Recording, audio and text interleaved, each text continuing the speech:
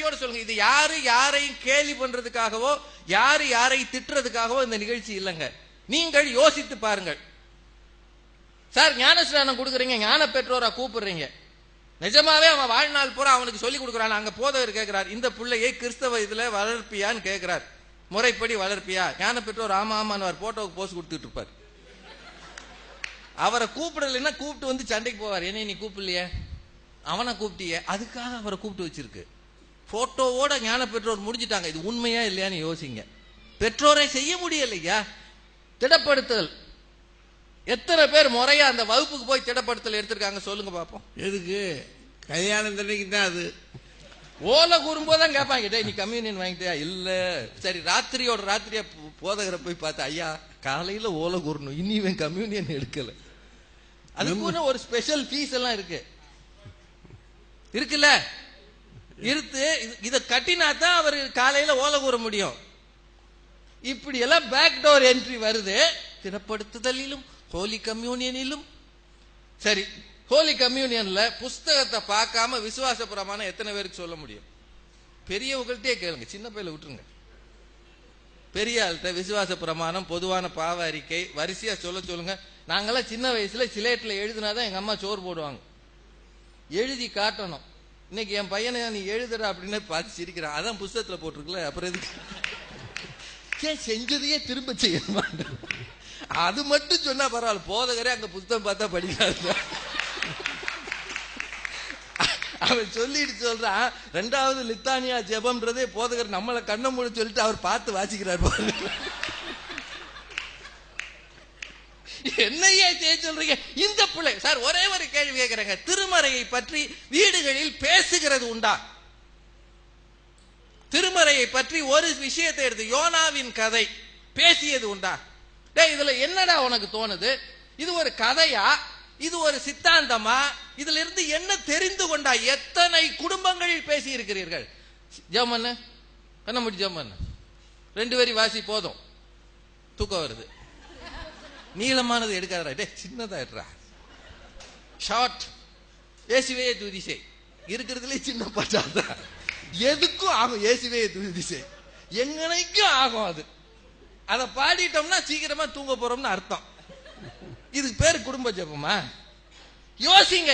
நீங்க சடங்குகளின் பின்னால் போகிறீர்கள். ஆண்டவர் சடங்குகளை தான் வெறுத்தார். யூதர்கள் மத்தியில் இந்த சடங்குகள் வேணாயா, கை கழுவாமல் சாப்பிடு, கை கழுவாமல் சாப்பிட்டா பரவாயில்லடா போகுதுறான்னார். அவன் வெறும் சடங்குகளின் பின்னால் போன யூதர்கள். அதிலிருந்து மாற்றத்தை கொண்டு இது மாதிரி என்ன சொல்லி கொடுத்திருக்கிறீங்க? கூப்பிட்டு ஒரு சிலுவை போட்டுறது, எங்க வந்தாலும் உடனே ஒரு சிலுவை போட்டு போயிட்டு வாடான்னு அனுப்பிடுறது. படிக்கவே இல்லைன்னு அவன் படிச்சுட்டு பரீட்சைக்கு போனா தானே மார்க் வாங்குவான், சிலுவை போட்டா மார்க் வாங்குவானா? என்னையா சொல்லி கொடுத்திருக்கிறீங்க நீங்க? பிறம்பை நாடாதவன் தன் மகனை பகைக்கிறான். கண்டிக்கிற கிறிஸ்தவ பெற்றோர் எத்தனை பேர்? எத்தனை பேர்?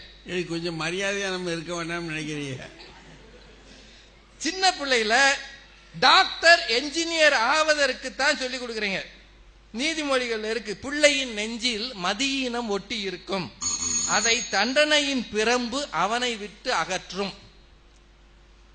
சார் முன்னாடி எல்லாம் அடிக்க வேணாம், முழங்கால நில்லுடான்னு சொன்னாங்க. நான் நின்றுக்கிறேன் நிறைய நேரம், ஜெபத்துக்காக இல்ல, தண்டனைக்காக.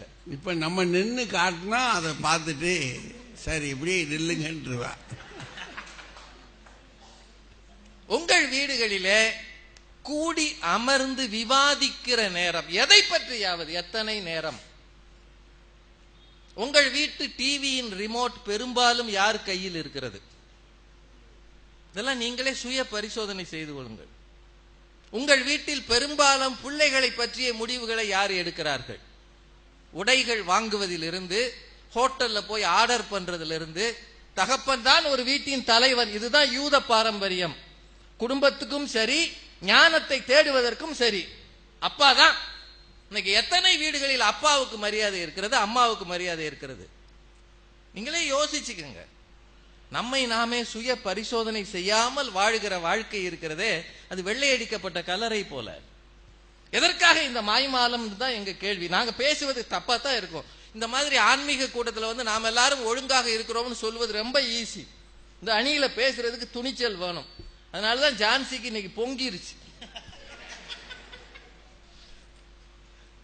ஒரே ஒரு வரி மட்டும் சொல்லி நிறைவு செய்கிறேன். கிறிஸ்தவர்களே, பூமியிலே பொக்கிஷத்தை சேர்க்காதிருங்கள் என்று சொல்லி சொல்லியே மாட மாளிகைகளுக்கு நம் பிள்ளைகளை தயார் செய்கிறோமே. பிறந்த பிள்ளையை நீ டாக்டர் ஆகணும், நீ இன்ஜினியர் ஆகணும், நீ டாக்டர் ஆகணும், இன்ஜினியர் ஆகணும். எத்தனை பிள்ளைகள் மிஷனரிகளை தாங்குகிறார்கள் என்று சொன்னாரே, எத்தனை பிள்ளைகள் மிஷனரிகளாக மாறுவதற்கு பெற்றோர் தயார் செய்கிறார்கள். யோசிக்கணும்ல.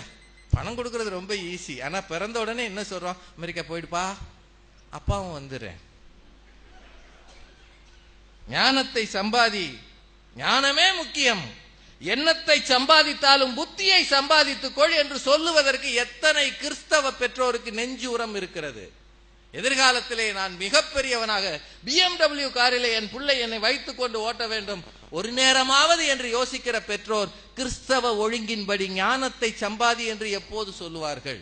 அப்படி சொல்லி இருந்தால் கிறிஸ்தவர்கள் மத்தியில் லஞ்சம் இருந்திருக்காது, கிறிஸ்தவர்கள் கோவில்களில் ஆலயங்களில் சண்டை இருந்திருக்காது, கிறிஸ்தவர்கள் என்றால் கோர்ட்டுகளுக்கு போயிருக்க மாட்டார்கள், நிறுவனங்களுக்காக அடிதடி செய்திருக்க மாட்டார்கள், வாசல்களிலே கிறிஸ்தவ வீடு என்றால் வெறுமனே ஒரு ஸ்டார் தொங்குவது அடையாளமாக இருந்திருக்காது, அந்த வீட்டில் இருந்து வருகிற நல்லொழுக்க குறியீடுகள் அடையாளமாக இருந்திருக்கும். என்னிடமே அது இல்லாதிருக்கும் போது என் பிள்ளையிடம் தேடுவது என்னை நானே ஏமாற்றிக் கொள்வது என்ற அர்த்தம் புரிந்து கொண்டால் சரி.